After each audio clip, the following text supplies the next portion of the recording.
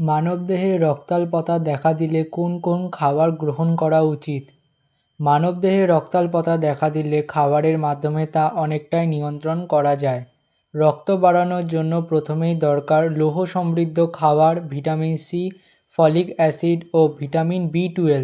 প্রথমত লৌহ বা আয়রন সমৃদ্ধ খাবার, পালং শাক, কলমি শাক, লাল শাক, মটরশুঁটি, ডাল, কালো ছোলা, রাজমা, কিশমিশ, খেজুর, ডুমুর এইসব খাবার শরীরে হিমোগ্লোবিন বাড়াতে খুব কার্যকর।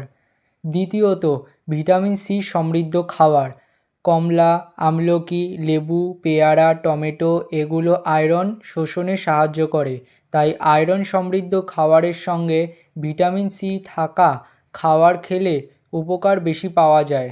তৃতীয়ত ফলিক অ্যাসিড, রক্ত তৈরির জন্য ফলিক অ্যাসিড অত্যন্ত জরুরি।